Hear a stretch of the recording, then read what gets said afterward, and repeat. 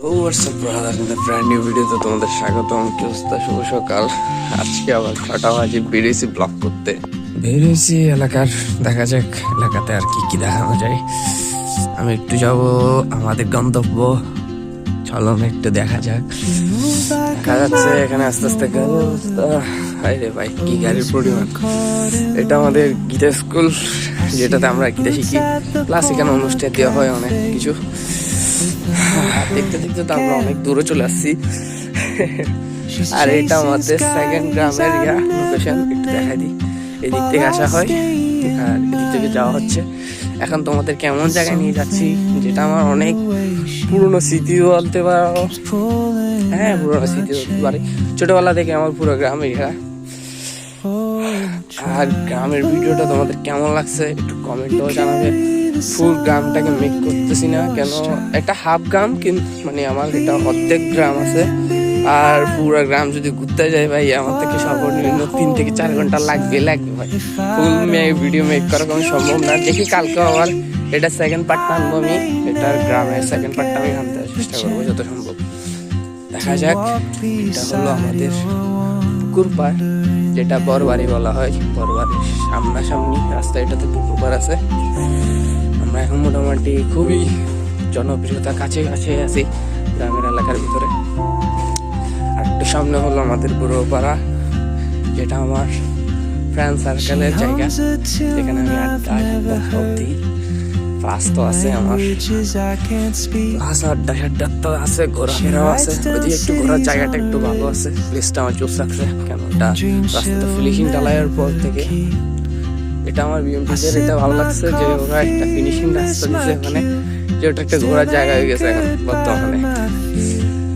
হ্যাঁ, দেখতে দেখতে অনেক বড় পাড়া, ঘর থেকে বড় পাড়া আসে অনেকটা, একটু সময় লাগে, এই 30 থেকে 20 মিনিট সময় লাগে হেঁটে আসতে।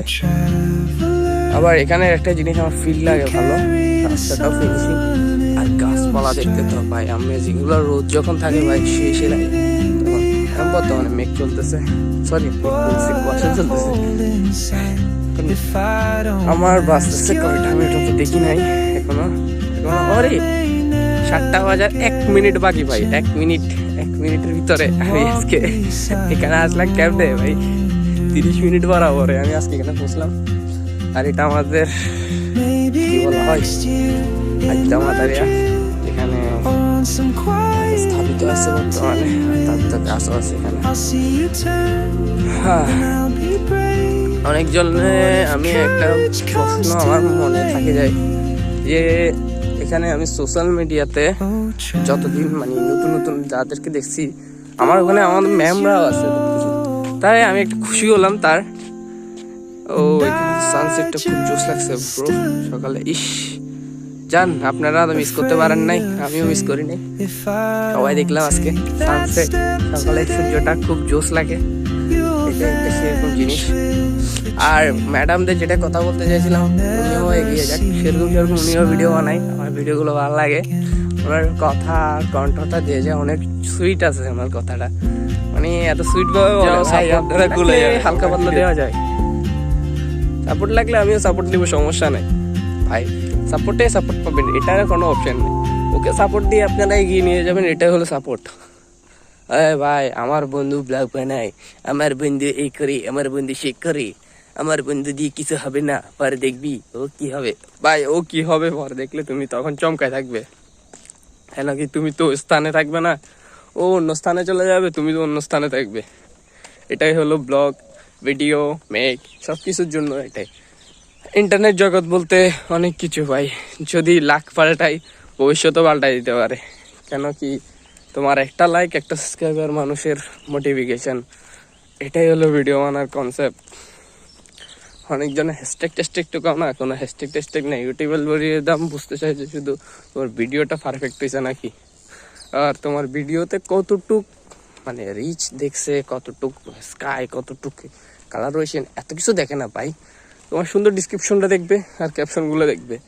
ওর যদি অ্যালগোরিদম বরাবর তোমার থাকে তাহলে মিলিয়ে দিবে। ওগুলোতে ভালো ভিউজ আছে আমি দেখছি।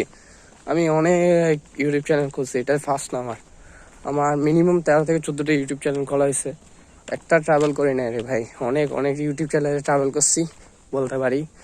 গেমিং চ্যানেলে যারা আসো তাদের জন্য একটা কথা বলে রাখি, কি গেমিং চ্যানেলরা তারা একটু উঠতে কষ্ট হয়, বাট ভাই এমন টাইমে তোমার দিবে রিটার্ন, যেটা দিবে ভাই বেনিফিট, সেটা তুমি দেখার পর আর থাকতে পারবে না।